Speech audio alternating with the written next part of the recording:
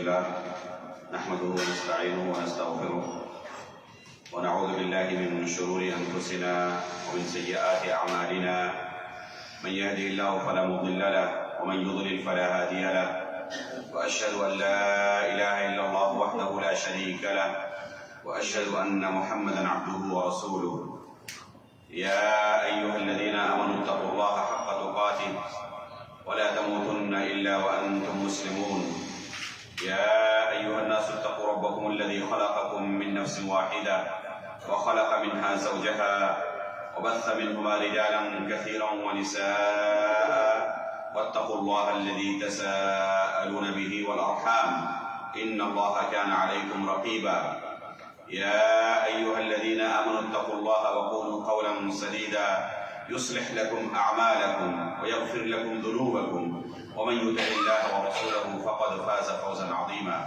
أما بعد فإن أصدق الحديث كتاب الله وأحسن الهدي هدي محمد صلى الله عليه وسلم وشر الأمور محدثاتها وكل محدثة بدعة وكل بدعة ضلالة وكل ضلالة في النار. محترم مکرم حاضرین، اصل بات سے ہم ایک اہم آیت کی تفسیر سن رہے ہیں جو کہ قرآن کی سب سے عظیم آیت ہے، سب سے افضل اور سب سے بڑی آیت ہے. انشاءاللہ ابھی یہ مغرب کی نماز کے بعد کا دوسرا سیشن ہے اور یہ آخری سیشن ہوگا جس میں ہم کوشش کریں گے کہ تقریباً 1-1.25 گھنٹے کے اندر اس آیت کی تفسیر کو مکمل کیا جائے. اللہ رب العالمین ہمارے وقت کے اندر برکت عطا فرمائے اور ہمارے لیے اس قرآن کو سیکھنا، اس علم کو ضبط کرنا آسان بنا دے. محترم حاضرین، ابھی آپ کے سامنے بیان کیا گیا تھا کہ اللہ رب العالمین کے ناموں میں سے ایک عظیم نام ہے الحی، جس کے اندر زندہ رہنا، زندگی کا معنی پایا جاتا ہے. اور بیان کیا گیا کہ یہ ایسا نام ہے کہ جتنے اللہ رب العالمین کے دوسرے نام ہیں جن میں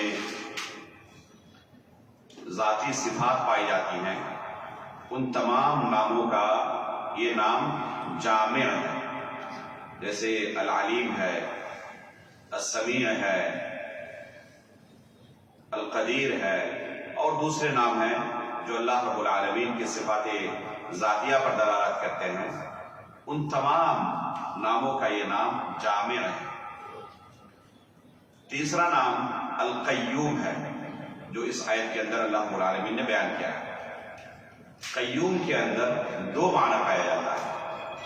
پہلا معنی القائم بنفسہ، یعنی اللہ رب العالمین بذات خود قائم ہے، کسی کا محتاج نہیں، وہ سب سے بے نیاز ہے. اللہ رب العالمین بذات خود قائم ہے، اسے کسی بھی چیز کے لیے کسی کا بھی کوئی احتیاج نہیں ہے، کسی کی کوئی ضرورت نہیں ہے. اور دوسرا معنی ہے کہ دوسروں کو اللہ رب العالمین تھامے ہوئے ہے، دوسری تمام چیزیں اللہ رب العالمین کی وجہ سے قائم ہے. یعنی جتنی بھی چیزیں مخلوقات میں موجود ہیں وہ سب کے سب اللہ تعالیٰ کے محتاج ہیں.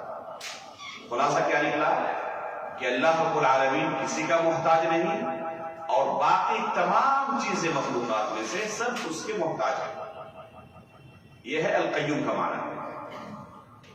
تو دوسرا معنی جو بیان کیا گیا کہ سب کو تھامے ہوئے ہے، اللہ رب العالمین رزق دینے والا ہے، اللہ رب العالمین اس دنیا کو چلانے والا ہے. یہ تمام معانی القیوم کے اندر موجود ہیں. اسی لیے جتنے بھی ایسے نام ہیں جو صفات فعلیہ پر دلالت کرتی ہیں، ان تمام ناموں کا جامع یہ القیوم والا نام ہے. اس لیے الحی اور القیوم کا خلاصہ نکلا کیا کہ جتنے بھی نام ایسے ہیں جو اللہ رب العالمین کی صفات ذاتیہ پر دلالت کرتی ہیں، اسی طرح جتنے بھی نام ایسے ہیں جو صفات فعلیہ پر دلالت کرتی ہیں، ان تمام ناموں کا جامع یہ 2 نام ہے الحی، القیوم. اسی لیے نبی صلی اللہ علیہ وسلم جب دعا کرتے اللہ رب العالمین سے تو انہی دو ناموں کا واسطہ دیتے اور کہتے یا حی یا قیوم برحمتک استغیث اصلح لی شأنی کلہ ولا تکلنی الی نفسی طرفۃ عین، کہ اے حی اور اے قیوم تیری رحمت کا میں محتاج ہوں، استغاثہ کرتا ہوں، فریاد کرتا ہوں، اصلح لی شأنی کلہ میرے تمام معاملات کو سدھار دے، ولا تکلنی الی نفسی طرفۃ عین، اور مجھے اپنے نفس کی طرف پلک جھپکنے کے برابر بھی مجھے اپنے نفس کی طرف حوالہ نہ کر۔ یہ دعا بہت ہی عظیم دعا ہے، ایک انسان کو ہمیشہ اس دعا کا ورد کرنا چاہیے، ہمیشہ اس دعا کو پڑھتے رہنا چاہیے۔ آپ سفر میں ہو، کسی کام پر نکلے ہوئے ہو، اللہ رب العالمین سے ہمیشہ رحمت کی دعا کریں کہ اللہ آپ کی حفاظت فرمائے، اور پلک جھپکنے کے برابر بھی اللہ کی حفاظت سے ہم دور نہ ہو جائیں۔ اگر پلک جھپکنے کے برابر بھی انسان اللہ کی حفاظت سے دور ہو جائے تو تہس نہس ہو جائے گا، برباد ہو جائے گا۔ یہی ہم بیٹھے ہوئے ہیں، صرف پلک جھپکنے کے برابر ہی یہ بلڈنگ ہل جائے گا، کیا حالت ہوگی؟ ہمارا نام و نشان تک نہیں رہے گا۔ تو ایک بندہ اگر اللہ رب العالمین اسے پلک جھپکنے کے برابر بھی اپنی حفاظت سے دور کر دے تو وہ تباہ و برباد ہو جائے گا۔ اس لیے انسان کا اعتماد مکمل طور پر اللہ رب العالمین پر ہونا چاہیے۔ اس لیے استاد محترم شیخ عبدالرزاق البدر حفظہ اللہ اس دعا کی تشریح کرتے ہوئے کہتے ہیں کہ یہ لفظ جو بہت سارے لوگ استعمال کرتے ہیں خود اعتمادی کا، سیلف کانفیڈنس کا، یہ مناسب نہیں ہے۔ ایک مومن کو کانفیڈنس اور اعتماد صرف اللہ پر ہونا چاہیے، پلک جھپکنے کے برابر بھی ہم اللہ رب العالمین کی حفاظت سے دور نہیں ہو سکتے، اگر ہو گئے تو تباہ و برباد ہو جائیں گے۔ کیا کہا؟ ولا تکلنی الی نفسی، یہ خود اعتمادی جو کہتے ہیں یہ پلک جھپکنے کے برابر بھی ہم نہیں چاہتے۔ ولا تکلنی الی نفسی طرفۃ عین، پلک جھپکنے کے برابر بھی اللہ کو مجھے اپنے نفس کے حوالے نہ کرنا، اپنی حفاظت میں رکھنا۔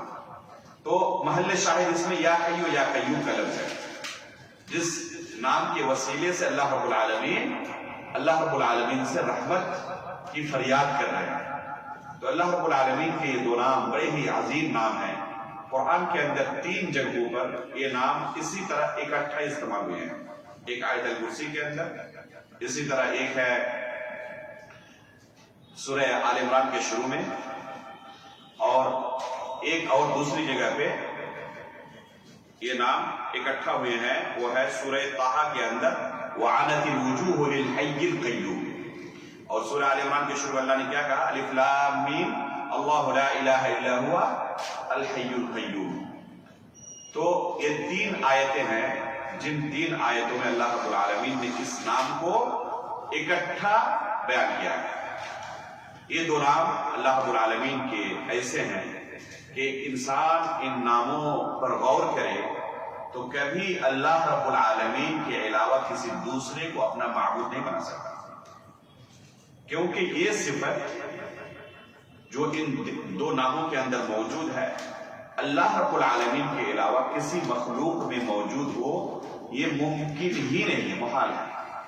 الحی یعنی ایسی زندگی جس سے پہلے نہ موت ہو نہ بعد میں موت ہو، نہ اس زندگی میں کہیں کوئی نقص و خلل ہو، کوئی عیب ہو، ایسی زندگی اللہ کے علاوہ کسی کے پاس نہیں۔ اور القیوم جو بذات خود قائم ہو، کسی کا محتاج نہیں، اور جو دوسروں کو سنبھالے ہوئے ہو، دوسروں کو رزق دے رہا ہو، دوسروں کو چلا رہا ہو، اور سب کے سب جس کے محتاج ہو۔ اللہ رب العالمین کے علاوہ کوئی ذات نہیں۔ جو بھی مخلوق ہے، چاہے لوگوں نے انہیں کتنا ہی عظیم مقام و مرتبہ کیوں نہ دیا ہو، پوری دنیا کے اوپر بادشاہ ہو، پھر بھی وہ محتاج ہے، سونے کا محتاج ہے، بغیر نیند لیے ہوئے کتنے دن تک چل سکتا ہے؟ نہیں چل سکتا۔ پیشاب و پاخانے کا محتاج ہے، جب چھوٹا تھا تو خود سے چل نہیں پاتا، جب ماں کے پیٹ میں تھا یا پھر دنیا میں آیا تو اپنے رزق کا خود بندوبست نہیں کر سکتا تھا۔ تو چاہے وہ دنیا کے اوپر بادشاہتی نہیں کیوں نہ کر رہا ہو، اس کی زندگی کے اندر خلل ہے اور وہ محتاج ہے دوسروں کا، انسانوں کا بھی محتاج ہے اور اللہ رب العالمین کا بھی محتاج ہے ہی۔ تو اللہ رب العالمین نے سب کو محتاج بنایا ہے، چاہے وہ نبی ہی کیوں نہ ہو، چاہے ولی بزرگ خواجہ غریب نواز کیوں نہ ہو جائے، وہ محتاج ہے۔ صرف اللہ کی ذات ایسی ہے جو قیوم ہے، کسی کا محتاج نہیں اور سب اس کے محتاج ہیں۔ تو یہ دو نام ایسے ہیں کہ انسان غور کرے تو کبھی اللہ کے علاوہ کسی کو اپنا معبود نہیں بنا سکتا، کسی کو اپنا الہ نہیں قبول کر سکتا۔ آگے کیا کہا؟ اللہ لا الہ الا هو الحی القیوم لا تأخذه سنة ولا نوم۔ یہ اللہ رب العالمین کی زندگی کتنی کامل ہے، اس کا ایک نمونہ اس جملے کے اندر اللہ تعالیٰ نے بیان کیا ہے، لا تأخذه سنة ولا نوم، نہ اسے اونگ آتی ہے اور نہ نیند آتی ہے۔ ایک انسان چاہے کتنے ہی عظیم مقام و مرتبے پر فائز ہو جائے، وہ نیند سے اپنے آپ کو نیاز نہیں کر سکتا۔ اگر نہ سوئے پاگل ہو جائے گا، دماغی حالت خراب ہو جائے گی اس میں۔ یہاں تک کہ انسان جب اونگتا ہے تب بھی اپنی نارمل حالت میں نہیں رہتا۔ فرض کریں ایک ٹیکسی ڈرائیور ہے جو 140 اسپیڈ سے چلا رہا ہے، سعودی عرب میں 140 اسپیڈ سے چلتے ہیں، صرف پلک جھپکنے کے برابر اس کو اگر اونگ آ جائے کیا حالت ہوگی اس کی؟ ہڈی پسلی تک نہیں ملے گی۔ ایسا حادثہ ہوگا کہ ہڈی پسلی تک نہیں ملے گی۔ تو صرف اونگنا ایک انسان کو اس قدر خسارے میں مبتلا کر سکتا ہے۔ انسان جب سو جاتا ہے اس کے آس پاس کیا کچھ ہو رہے ہوتے اسے کچھ پتا نہیں چلتا، جائے کہ اسے موت آ جائے تو اسے کیا پتا رہے گا؟ افسوس کی بات ہے کہ لوگ ایسے مخلوقات کو اپنا رب بنائے ہوئے ہیں، اپنا معبود بنائے ہوئے ہیں، جو سونے سے اپنے آپ کو روک نہیں سکتے، سو جاتے ہیں اور آس پاس کیا کچھ چل رہا ہوتا ہے کچھ پتا نہیں چلتا۔ اس کے باوجود لوگ ان کے بارے میں عقیدہ کیا رکھتے ہیں کہ انہیں سب کچھ پتا ہوتا ہے، حالانکہ دنیا کے اندر جب تھے اور سو جاتے تھے تب پتا نہیں چلتا تھا، گھر میں چوری ہو گئی نیند کی حالت میں رہ گئے، چور آیا اور بے ہوش کر دیا، سب کچھ لوٹ کر لے کے چلا گیا، کچھ پتا نہیں چلا۔ اور یہی جب قبر میں پہنچتے ہیں تو سب کچھ پتا چل جاتا ہے ان کو۔ تو اگر انسان کی عقل صحیح سے کام کرے، اس کا استعمال کرے، تو اللہ رب العالمین کے علاوہ کبھی کسی کو یہ درجہ نہیں دے سکتا کہ اسے اپنا الہ بنا لے، اپنا معبود بنا لے۔ لا تأخذه سنة ولا نوم، یہ اللہ رب العالمین کی زندگی اتنی کامل ہے، اس کا ایک نمونہ ہے کہ اس زندگی میں ذرہ برابر بھی کوئی نقص نہیں ہے، کوئی عیب نہیں ہے، کمال ہے اس کی اس زندگی کے اندر۔ مخلوق میں کسی کی بھی زندگی ایسی نہیں جس کے اندر ایک کمال موجود۔ اس کے بعد آگے کیا کہا؟ لا تأخذه سنة ولا نوم له ما في السماوات وما في الارض، جو کچھ آسمانوں میں ہے، جو کچھ زمینوں کے اوپر ہے یا زمینوں کے اندر بھی، سب کا مالک فقط اور فقط اللہ رب العالمین۔ لہو ما فی السماوات وما فی الارض، سب کچھ اسی کی ملکیت ہے، جو آسمانوں میں ہے، جو زمینوں میں ہے، کیا کچھ ہے بندوں کو علم بھی نہیں ہے۔ کتنا جانتا ہے انسان؟ بہت ہی تھوڑا سا، اس زمین کے اندر کیا کچھ ہے۔ سینکڑوں سال تک اس زمین کے اندر انسان اپنی زندگی گزار دیتا ہے، اسے پتا نہیں رہتا کہ اس کے نیچے سونے کے خزانے ہیں اور پیٹرول موجود ہے اور کیا کیا خزانے موجود ہیں۔ اچانک انکشاف ہوتا ہے کہ ارے جہاں ہم رہ رہے تھے اس کے نیچے پیٹرول ہے۔ اگر 10 سال پہلے 20 سال پہلے پتا چل گیا ہوتا تو کیا کرتا؟ وہ کھود کر نکال لیتا، پتا چلتا کہ یہاں پر سونا ہے۔ جن جگہوں پر آج سونے کے کام موجود ہے، پیٹرول موجود ہے، تو جس دن انکشاف ہوا اس سے اگر 10 سال پہلے 20 سال پہلے انکشاف ہو گیا ہوتا تو کیا اس سے پہلے نہیں نکال لیتے؟ حالانکہ وہاں پر رہ رہے تھے، کچھ پتہ نہیں تھا۔ اللہ رب العالمین نے جب علم دیا تب اس چیز کو نکالا۔ تو انسان کے پاس علم بھی نہیں کہ کیا کچھ ہے، چاہے جائے کہ اس کا وہ مالک کہا جائے کہ وہ اس کی ملکیت ہے، تو انسان کی جو ملکیت ہے وہ انتہائی محدود پیمانے میں ناقص ملکیت ہے، دو حال سے خالی نہیں۔ یا تو وہ چھوڑ کر اسے چلا جائے گا دنیا سے، یا وہ چیز اسے چھوڑ کر چلی جائے گی، برباد ہو جائے گی، تباہ ہو جائے گی۔ ایک کے پاس بہت شاندار بنگلہ ہے، شاندار گاڑی ہے،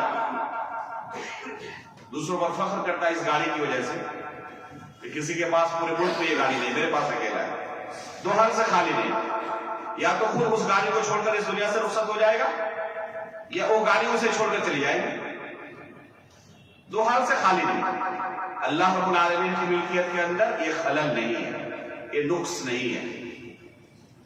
کیا کہا؟ لہو ما فی السماوات و ما فی الارض، جو کچھ زمینوں کے اندر ہے، آسمانوں کے اندر ہے، سب کچھ اسی کی ملکیت ہے۔ اور کیا کچھ رکھا اللہ رب العالمین نے، اس کے علاوہ کوئی نہیں جانتا۔ انسان کی تحقیق انتہائی محدود ہے۔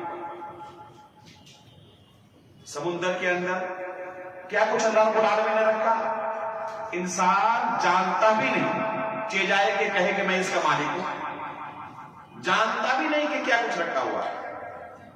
انسانوں کی تحقیق جہاں تک آج پہنچی بھی ہے وہ کہاں تک ہے؟ صرف ایک زمین اور ایک آسمان تک، اس سے زیادہ نہیں۔ بلکہ آسمانوں کے متعلق بھی بہت ہی محدود پیمانے پر تھوڑا سا علم حاصل ہوا، اس میں بھی ان کا دعویٰ ہے، جس دعوے میں کتنے سچے ہیں وہ بہتر جانتے ہیں۔ ابھی گزشتہ سال چاند کے قطب جنوبی پر ہندوستانی سائنسدانوں نے سافٹ لینڈنگ کی، بہت بڑی خبر تھی، پوری دنیا سے مبارکبادی دی گئی۔ یقیناً یہ بہت بڑی کامیابی تھی اگر سچ تھی، اس کو سچی مانے ہم، تب بھی یہ کتنی بڑی کامیابی ہے ذرا غور کریں کہ انسان اللہ رب العالمین کی مخلوقات میں سے ایک چھوٹی سی مخلوق تک پہنچائے، بس پہنچنے میں کامیاب ہو گیا، بس اسی کو اتنی بڑی کامیابی تصور کرتا ہے، جس کامیابی کو حاصل کرنے کے لیے کتنے ذہین ترین لوگوں کو استعمال کیا گیا، سالوں سال تک اس کے پیچھے لگے رہے، اس مشن کے پیچھے بے تحاشا اس کے لیے دولت خرچ کیا گیا۔ اس کے بعد کامیابی کتنی ہے کہ وہاں تک پہنچ گئے،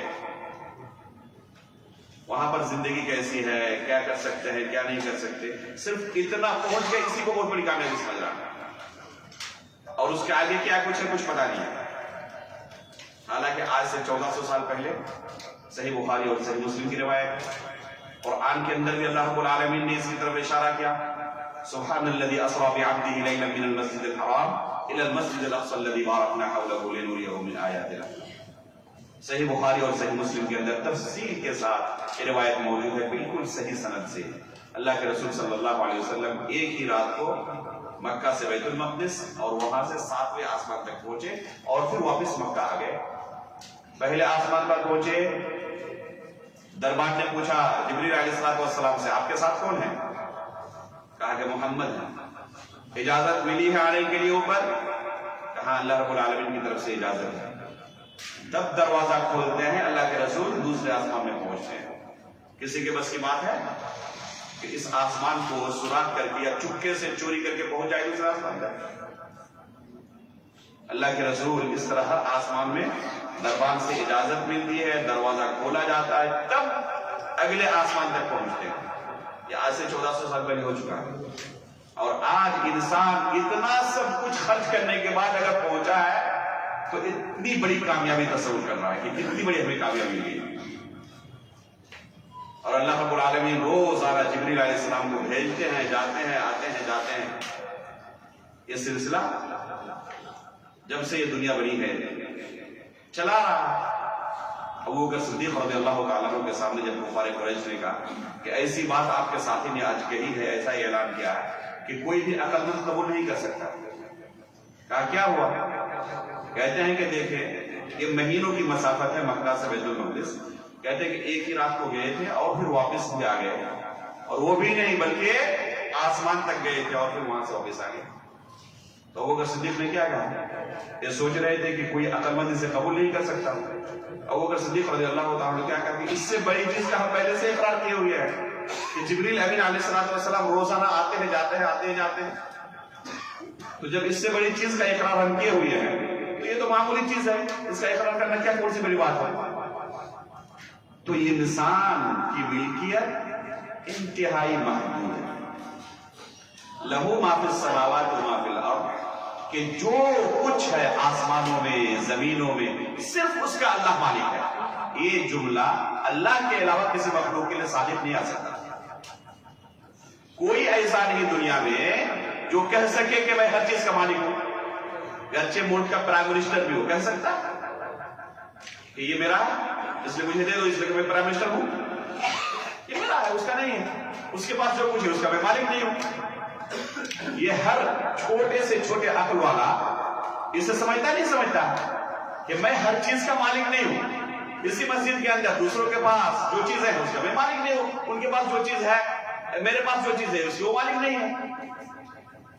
اور وہ ملکیت بھی جتنی ہے وہ اتنی حقیر ملکیت ہے کہ یا تو اس کو چھوڑ کر ہم چلے جائیں گے وہ رہ جائے گا، یا پھر وہ ہماری زندگی میں ختم ہو جائے گا اور پھر ہم لاچار اور بے بس رہ جائیں گے، اس سے افسوس کرتے رہیں گے۔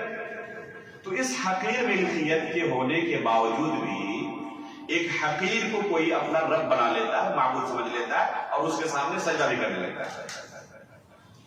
تو اگر عقل ہوتی اور اس کا استعمال انسان کرتا تو یہ کام کر سکتا تھا۔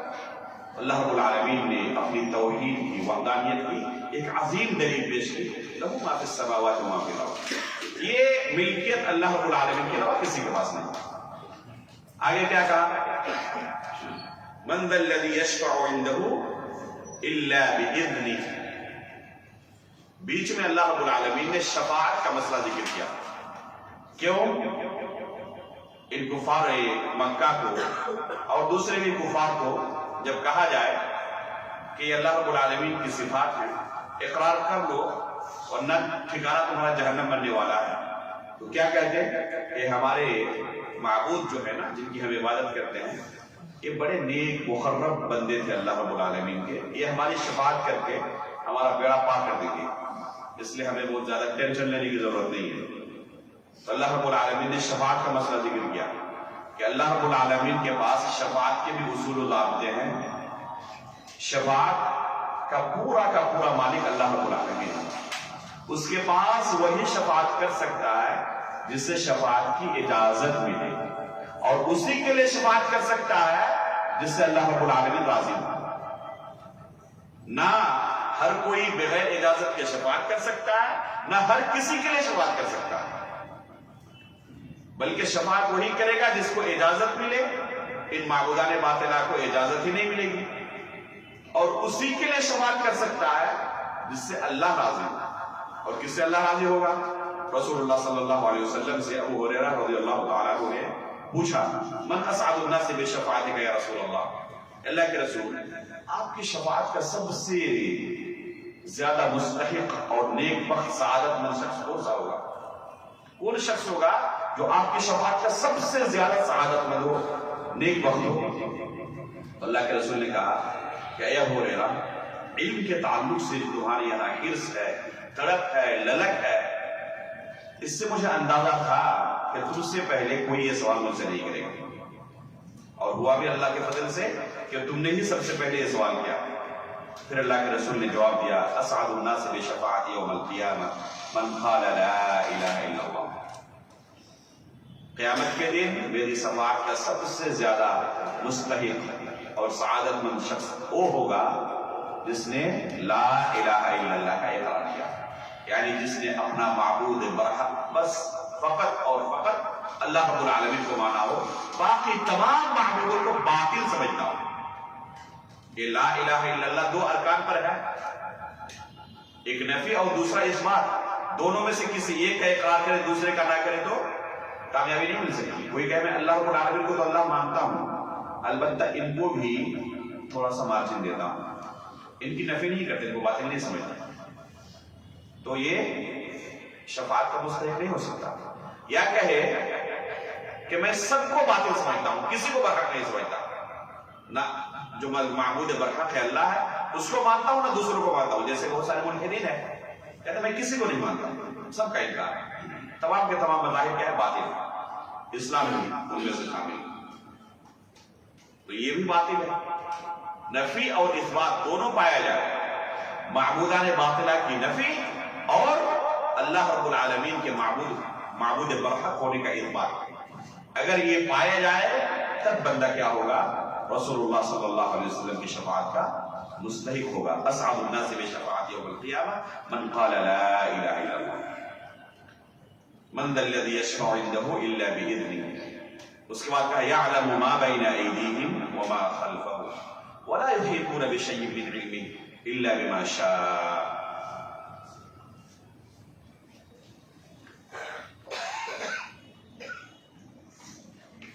آیت کے اس ٹکڑے میں آنکھ والوں کے لیے اور فطرت سلیمہ والوں کے لیے، صحیح دل رکھنے والوں کے لیے انتہائی عظیم نشانی موجود ہے، دلیل موجود ہے کہ اللہ رب العالمین کے علاوہ کوئی ہمارا معبود نہیں ہو سکتا، رب نہیں ہو سکتا. یعلم ما بین ایدیہم وما خلفہم، جو گزر چکا ہے، جو آنے والا ہے، ماضی و مستقبل، ہر چیز کے بارے میں اللہ رب العالمین علم رکھتا ہے، جانتا ہے. وَلَا يُحِيطُونَ بِشَيْءٍ مِّنْ عِلْمِهِ، اور بندے مخلوق اللہ رب العالمین کے علم کے مطابق احاطہ نہیں کر سکتے اس کا علم کا، إِلَّا بِمَا شَاءَ، بس اتنا جان سکتے ہیں جتنا اللہ رب العالمین چاہے. مخلوق کے پاس تھوڑا سا علم ہوگا جتنا اللہ رب العالمین کی طرف سے اسے ملا ہوا ہوگا، بس. تو یہ ہے مخلوق کے علم کی حالت، اور اللہ رب العالمین کے علم کی حالت یہ ہے یعلم ما بین ایدیہم وما خلفہم، جو کچھ گزر چکا ہے، جو کچھ آنے والا ہے، ہر چیز کے بارے میں اللہ رب العالمین کو علم ہے. اور یہ چیز اللہ رب العالمین کے علاوہ کسی کے پاس نہیں. انسانوں کا علم، مخلوق کا علم انتہائی ناقص. انسان اپنے نفس کے اندر جو چیزیں موجود ہیں ان کے بارے میں نہیں جانتا، باہر کے بارے میں اور دوسری پوری دنیا کے بارے میں جاننا تو چھوڑ ہی دے.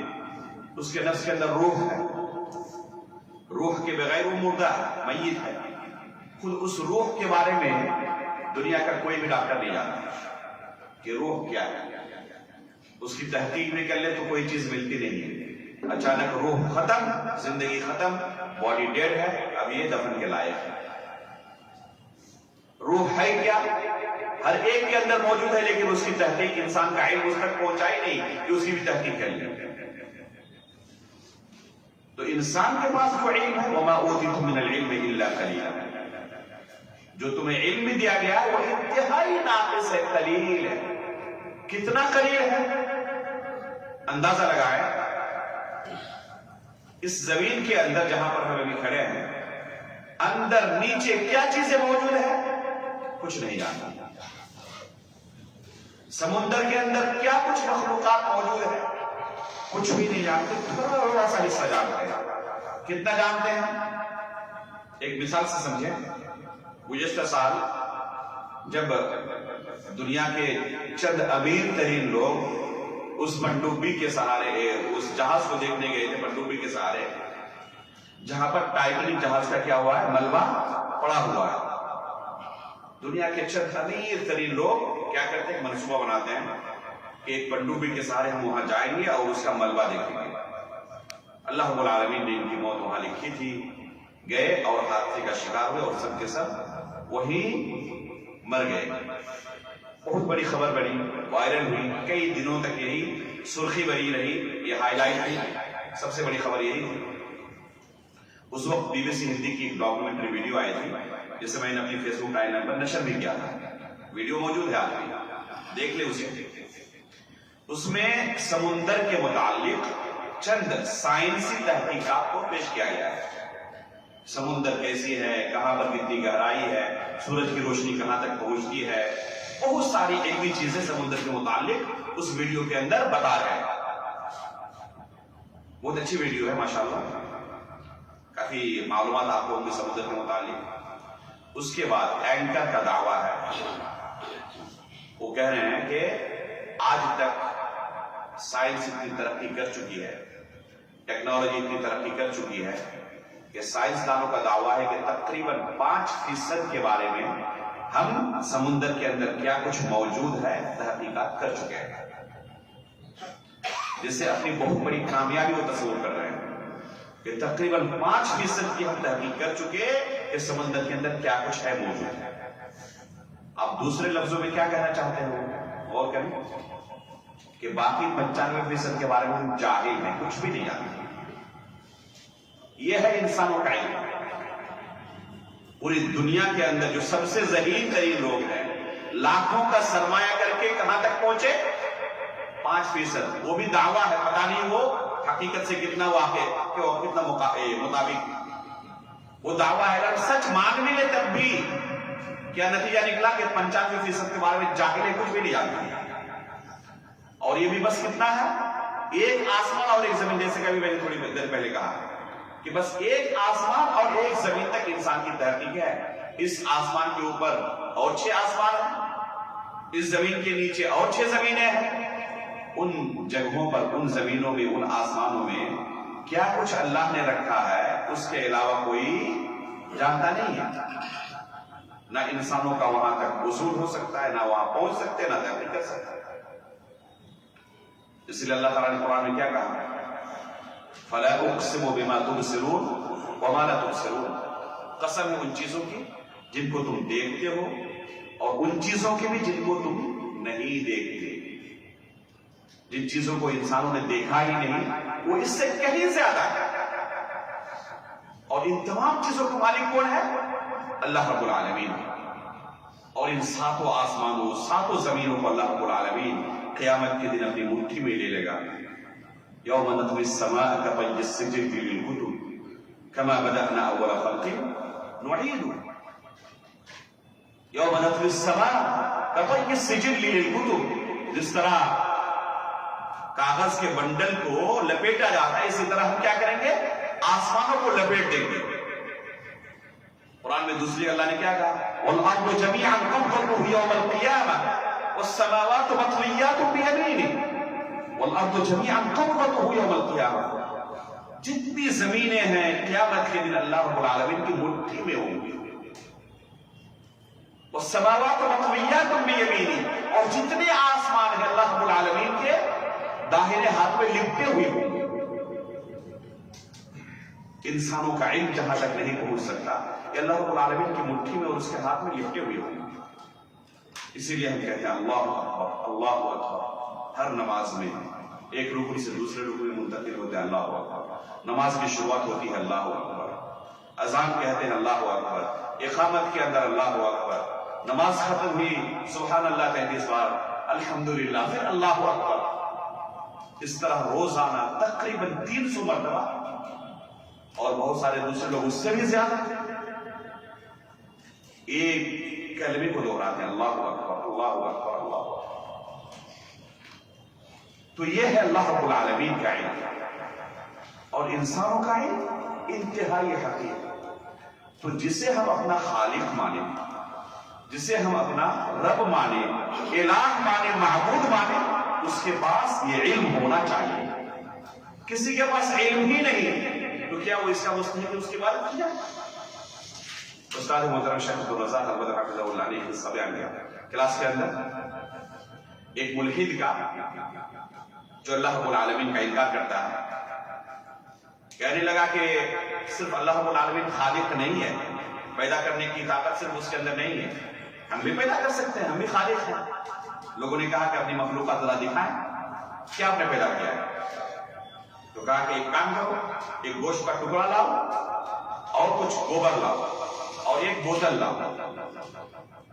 لوگ پیش کیے، کیا کیا؟ اس گوشت کے ٹکڑے کو کاٹ کر گوبر اندر داخل کر دیا، اور شیشے کے اندر پیک کر کے اچھی طرح اس کا منہ بند کر دیا، ایک دم پیک کر دیا، کہا کہ اس کو لے کے جاؤ 3 دن بعد واپس لانا۔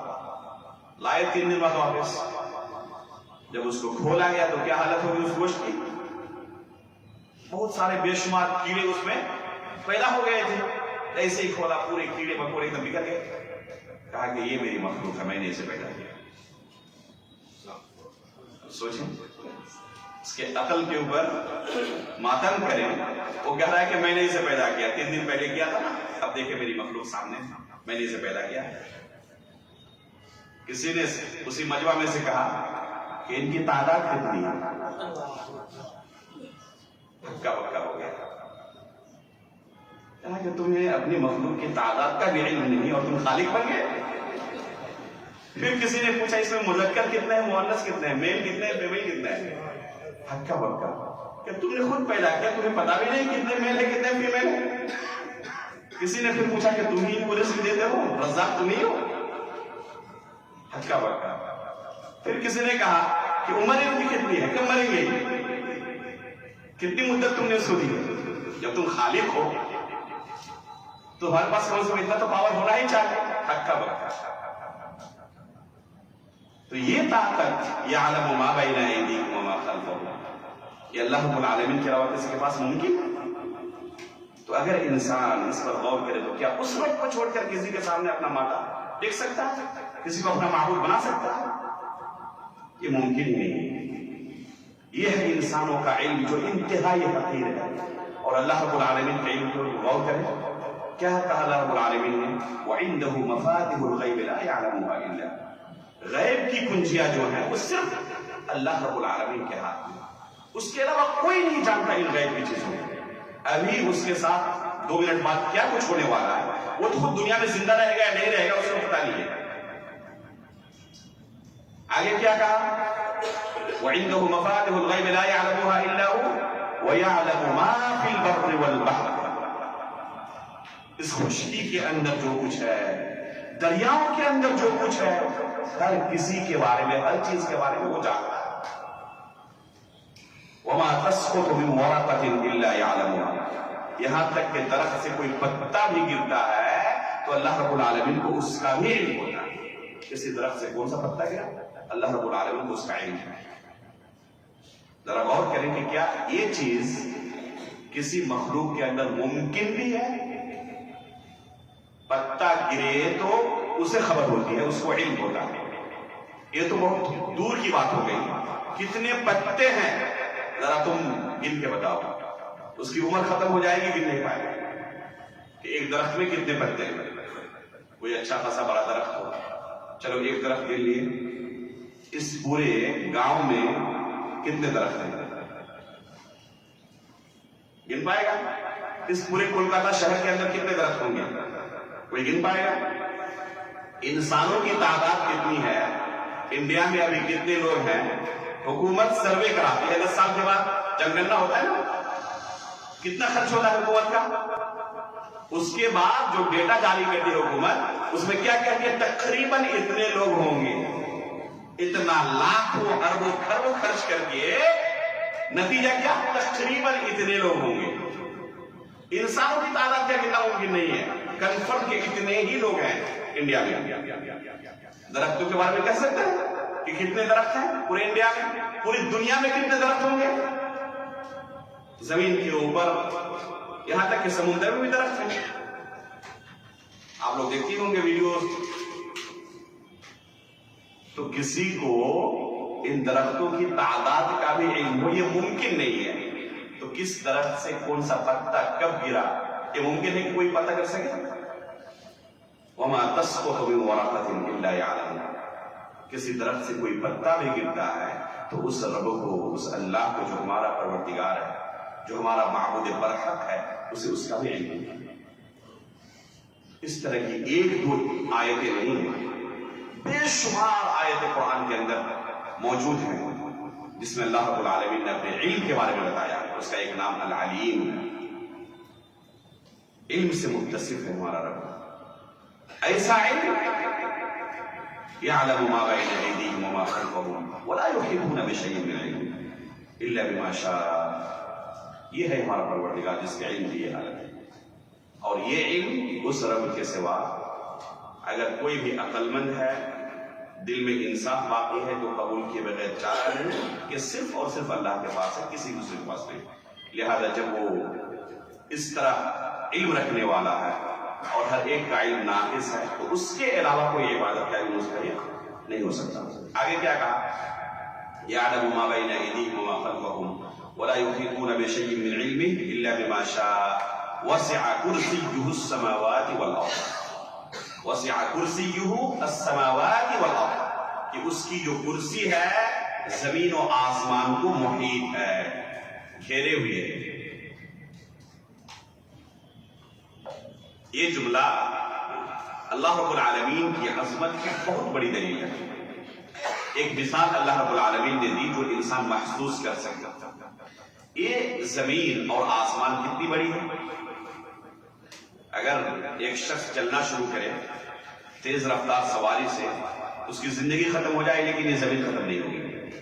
चलता रहे वो दुनिया का किनारा ही नहीं मिलता, खत्म ही नहीं होगी दुनिया। इतनी बड़ी जमीन, वसिअ कुर्सियुहु अस्समावाति वल अर्द, आसमानों जमीनों को अल्लाह की कुर्सी घेरे हुई है, मुहीत है। इतनी बड़ी जमीन है, कभी हमने सोचा और किया?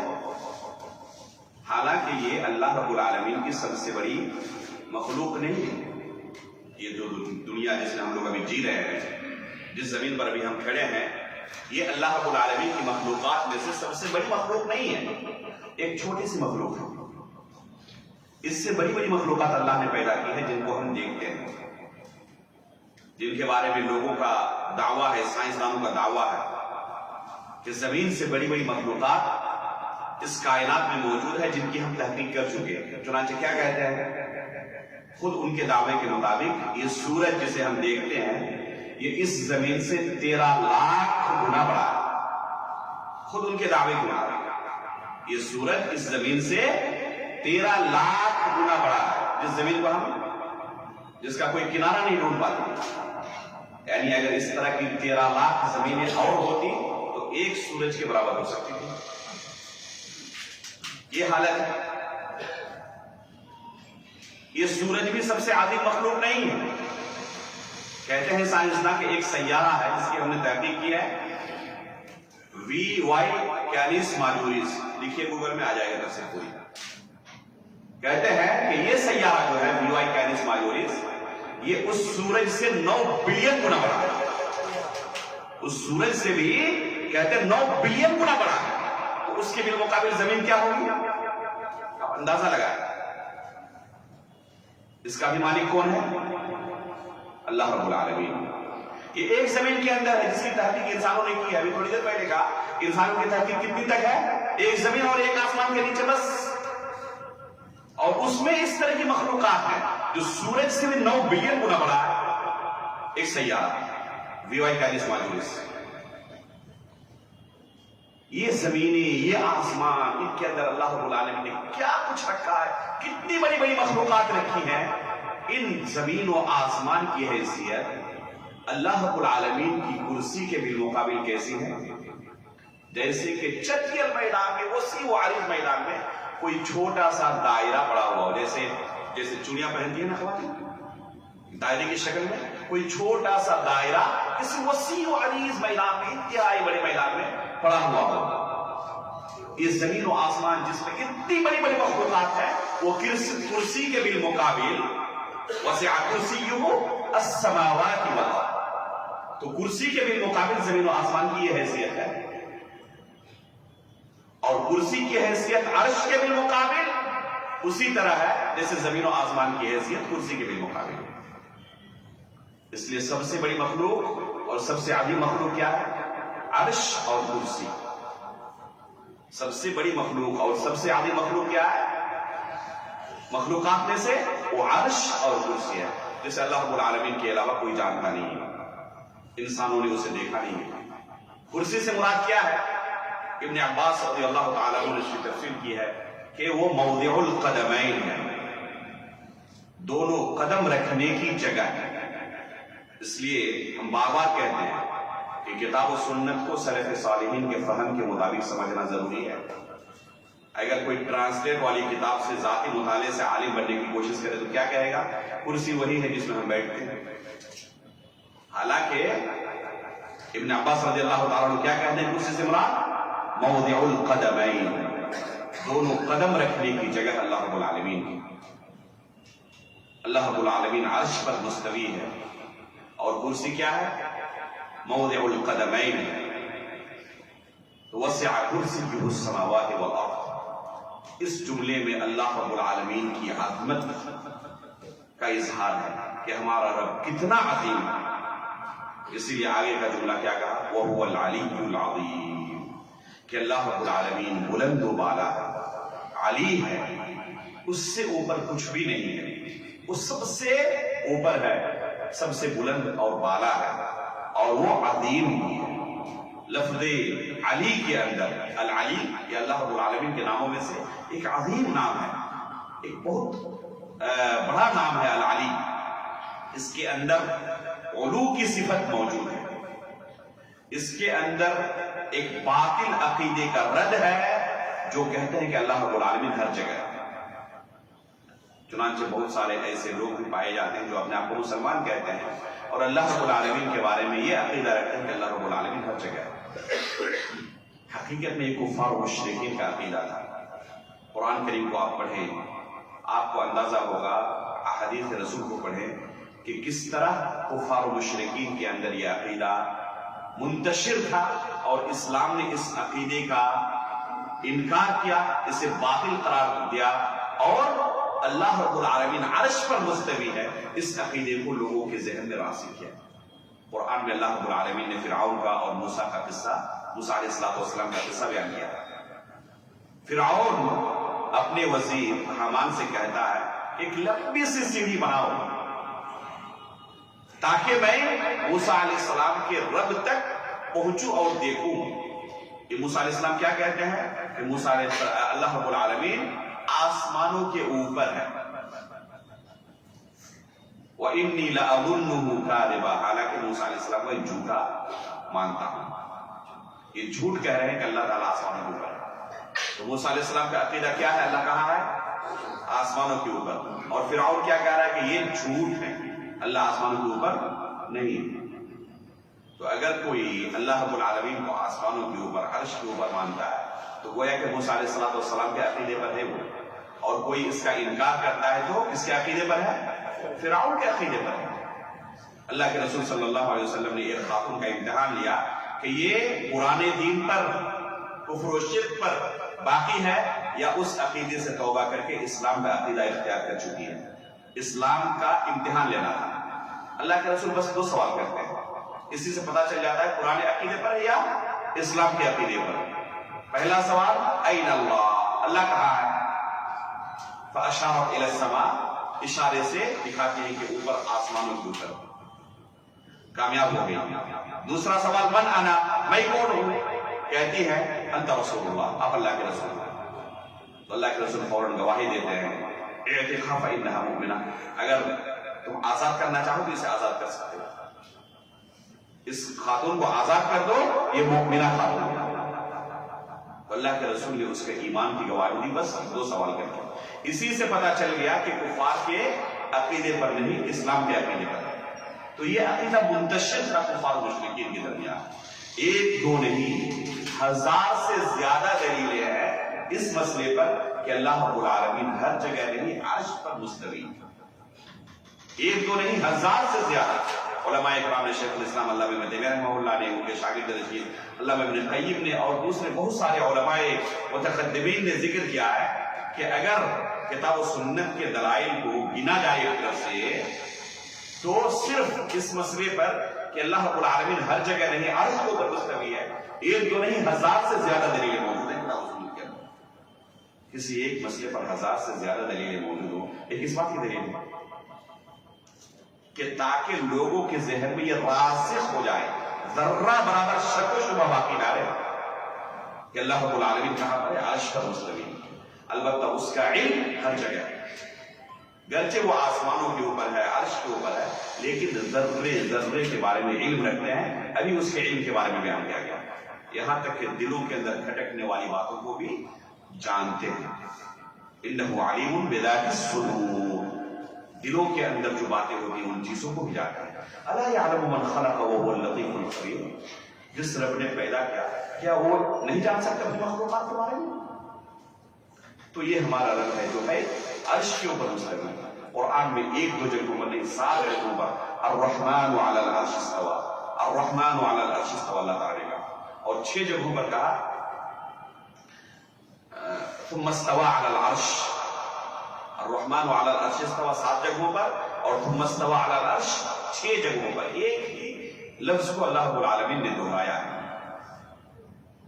تاکہ لوگوں کے ذہن میں یہ عقیدہ راسخ ہو جائے کہ اللہ رب العالمین عرش پر مستوی ہے، ہر جگہ نہیں، اور اس کا علم ہر جگہ موجود ہے. عرش پر ہوتے ہوئے ہر چیز کے بارے میں اسے علم ہے. اور آخری لفظ جو کہ 5واں نام ہے العظیم، اللہ تعالیٰ نے کہا وَهُوَ الْعَلِيُّ الْعَظِيمُ. یہ اللہ کے ناموں میں سے ایک اہم نام ہے العظیم. اور اللہ رب العالمین کی عظمت کے متعلق ابھی وسع کرسیہ السماوات والارض کے اندر ہمیں اندازہ ہوا کہ اللہ رب العالمین کی عظمت، اس کی کبریائی اور بڑائی کی یہ حالت ہے کہ جو سب سے بڑا ہے، اللہ اکبر، وہ سب سے بڑا ہے، وہ سب سے عظیم ہے. تو یہ اللہ رب العالمین کے نام ہیں جن کا تذکرہ اس آیت کے اندر آیا ہے. کل 5 نام، اور یہ صفات ہے جن کا تذکرہ اس آیت کے اندر آیا ہوا ہے. ایک چیز اللہ رب العالمین کے ناموں کے متعلق بیان کرنا ضروری ہے کہ اللہ رب العالمین کے نام 2 طرح کے ہیں. کچھ نام ایسے ہیں جو خالق اور مخلوق کے درمیان مشترک ہیں، اور کچھ نام ایسے ہیں جو اللہ رب العالمین کے لیے خاص ہیں. اللہ کے علاوہ کسی دوسرے مخلوق کے لیے استعمال جائز نہیں. جیسے اللہ ہے، الرحمن ہے، یہ نام ایسے ہیں جو اللہ رب العالمین کے علاوہ کسی دوسرے کے لیے استعمال کرنا جائز نہیں ہے. لیکن کچھ نام ایسے بھی ہیں جن کا استعمال مخلوق کے لیے بھی جائز ہے. جیسے العلی ہے، العظیم ہے، حی بھی ہے. تو یہ نام ایسے ہیں جو اللہ کے علاوہ مخلوق کے لیے استعمال کرنا جائز ہے. چوتھے خلیفہ کا نام کیا تھا؟ علی بن ابی طالب. علی ان کا نام تھا. جو نام غلط تھے، شرکیہ عقائد پر مبنی تھے، شرک کی بو آتی تھی یا گناہ کا پہلو جھلکتا تھا، اللہ کے رسول یہ ناموں کو بدل دیا تھا. لیکن کبھی علی رضی اللہ تعالیٰ عنہ کو نہیں کہا کہ تم اپنا نام بدل. تو یہ نام جائز ہے. اللہ رب العالمین کا نام العلی ہے، وہ العلی العظیم. اور چوتھے خلیفہ کا نام علی تھا. لیکن جیسے کہ ابھی کہا کہ لیس العلی کالعلی، جو اللہ کا نام العلی ہے، مخلوق کے لیے یہ لفظ استعمال کیا جائے تو اللہ رب العالمین کے ساتھ کوئی مشابہت نہیں ہوگی. اللہ رب العالمین کے ساتھ کوئی مشابہت نہیں ہوگی. لیس کمثلہ شیء وهو السمیع البصیر. اللہ رب العالمین کی طرح کچھ بھی نہیں ہے، اور اللہ رب العالمین سننے والا ہے، اللہ رب العالمین دیکھنے والا ہے. یہ کہا تو اللہ رب العالمین کی طرح کچھ بھی نہیں ہے، کسی چیز سے اس کی مشابہت نہیں دی جا سکتی. تو العلی جو اللہ کا نام ہے اور علی جو ایک مخلوق کا نام ہے، دونوں میں کوئی مشابہت نہیں. اسماء اللہ عز وجل اعلام و اوصاف، جو اللہ کے نام ہیں وہ نام اعلام بھی ہے، یعنی بذات خود علم ہے، نام ہے، اور ساتھ میں ان ناموں میں صفتیں پائی جاتی ہیں. یعنی وہ نام جن معانی پر دلالت کرتے ہیں، ان معانی میں جو صفت موجود ہے، اللہ رب العالمین کے لیے اس صفت کا اقرار ضروری ہے. جیسے السمیع اللہ کا نام ہے. سمیع کا معنی کیا ہوتا ہے عربی زبان میں؟ جس کے پاس سننے کی صفت موجود ہو، اس کو سمیع کہا جاتا ہے. تو اللہ رب العالمین کے لیے جب یہ نام استعمال کریں تو اس کے لیے عقیدہ رکھنا ضروری ہے کہ سننے کی صفت سے متصف ہے.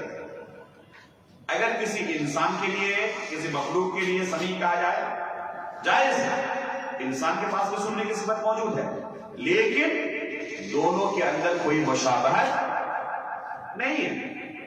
اللہ رب العالمین کے پاس جو صفت ہے سننے کی، اور مخلوق کے پاس جو صفت ہے سننے کی، البصیر دیکھنے والا، مخلوق کو بھی اللہ نے دیکھنے کی صفت دی ہے، لیکن جو اللہ کے پاس ہے دیکھنے کی صفت اور جو مخلوق کے پاس ہے دیکھنے کی صفت، دونوں میں کوئی موازنہ ہی نہیں ہے۔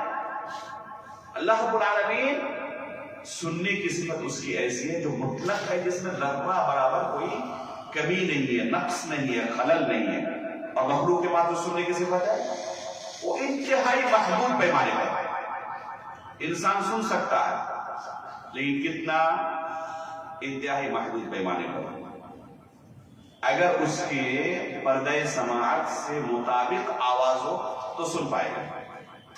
اس کے قریب کہنے والا کوئی ہو، جیسے آپ لوگ ابھی سن رہے ہیں آپ پہ، لیکن جو 1 کلومیٹر دور ہے ان تک آواز پہنچے گی؟ وہ نہیں سن پائے گا۔ لیکن اللہ رب العالمین سننے والا ہے۔ بہت اونچی آواز ہو جائے تو ہمارا یہ کان پھٹ جائے گا، اسے سن نہیں پائے گا۔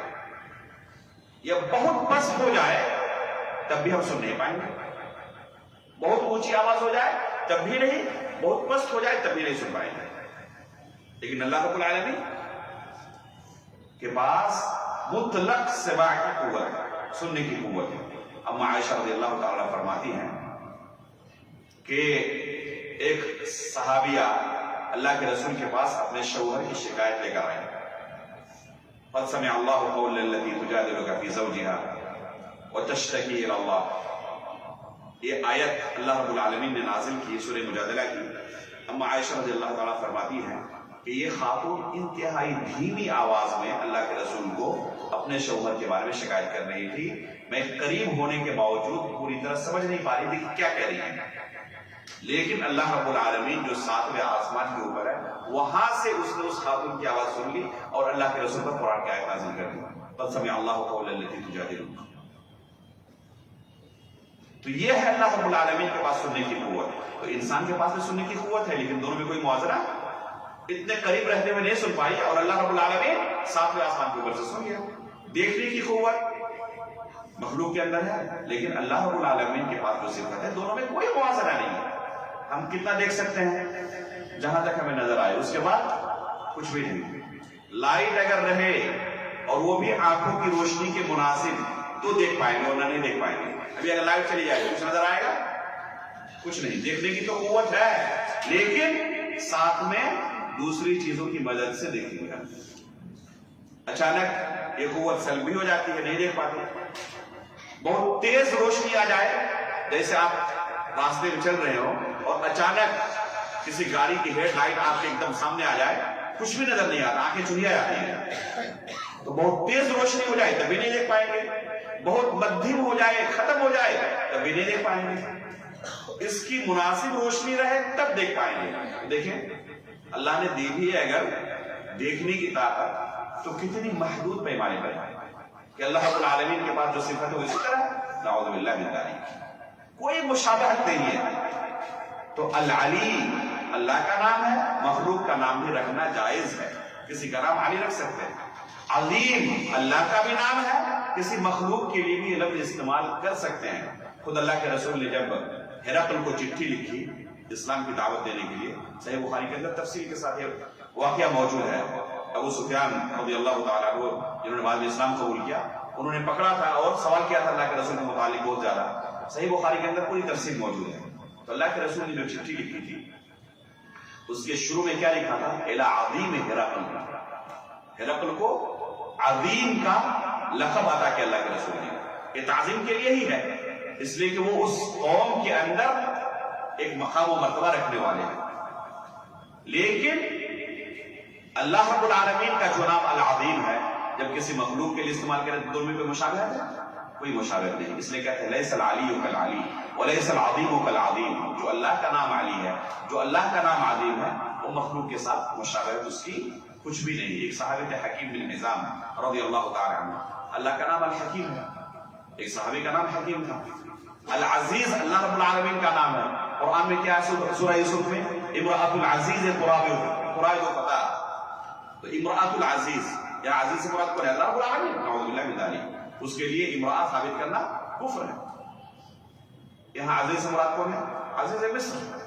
تو خود اللہ رب العالمین نے استعمال کیا اس لفظ کو ایک مخلوق کے لیے. تو اللہ رب العالمین کے نام کس طرح کتنے طرح کے ہوئے؟ 2 طرح کے ہوئے. کچھ نام ایسے ہیں جو صرف اللہ کے لیے خاص ہے، جیسے لفظ اللہ ہے. اللہ کے علاوہ کسی کے لیے لفظ یہ استعمال کرنا جائز نہیں ہے. اسی طرح رحمان بھی ہے، وہ سارے لوگ استعمال کرتے ہیں، وہ سارے لوگوں کے نام یہ درست نہیں ہے. رحمان کا لفظ خاص ہے اللہ رب العالمین کے لیے، کسی دوسرے کے لیے استعمال کرنا جائز نہیں ہے. استاد محترم شیخ صالح العویسمی حفظہ اللہ اپنے دروس میں بکثرت اس پر تنبیہ کرتے ہیں کہ لفظ رحمان کسی انسان کے لیے استعمال مت کرنا. یہ اللہ کا خاص نام ہے، اس کے علاوہ کسی دوسرے کے لیے استعمال کرنا جائز نہیں ہے. تو اسی طرح اگر کسی کا نام رکھا جائے، وہ سارے لوگ سوال کرتے ہیں کہ اللہ کا نام ہے، ہم رکھ سکتے ہیں نہیں رکھ سکتے ہیں. تو دیکھیں پہلے کہ وہ مشترک ہے یا خاص ہے. اگر مشترک ہے تو جائز ہے، جیسے علی رضی اللہ عنہ کا نام تھا حکیم بن حزام، حکیم نام تھا، تو اس طرح کا نام رکھنا جائز ہے. اگر مشترک ہے تو کوئی حرج نہیں ہے.